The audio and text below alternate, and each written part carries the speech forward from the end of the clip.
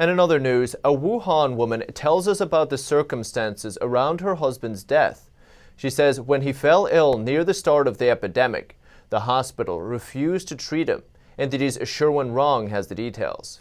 A Wuhan woman says her 47-year-old husband was tied to a hospital bed for 3 days, still conscious until he died. He said he was feeling unwell. The doctors didn't really try to rescue him, so he was just tied up on the hospital bed so that he could not move.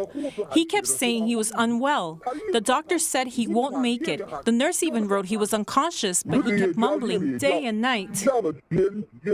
Xiang is a Wuhan resident who has 2 kids. Her husband died in the hospital on January 25th after running a high fever for 4 or 5 days. In the beginning, he had no fever. He went to the hospital to see a doctor and stayed there for 7 or 8 days. The hospital said that his illness was very complicated and he had to go to the intensive care unit. Xiang's husband had diabetes. After a week in the hospital, he was transferred from the intensive care unit. The hospital said the intensive care unit had to close, but they didn't tell her the reason. The doctor said he would be transferred to a general ward. I was happy in the beginning, thinking that his illness was cured. I could finally be with him. But by then, he had high fever every day.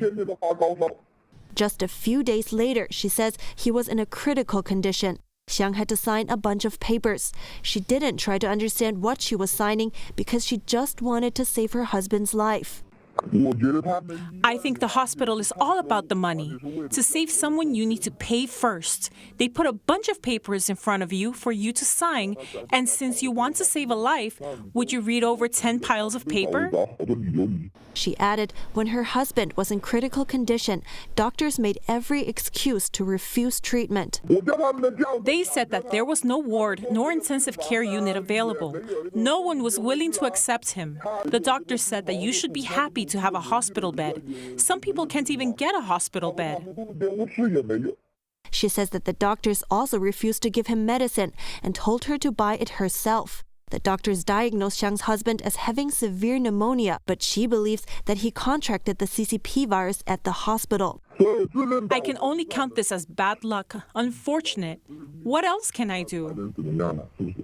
She's now left with her 2 daughters, aged 3 and 22 years old. She said she can only hope that the future will be bright. Reporting by Hong Ning and Shuwen Rong, NTD News.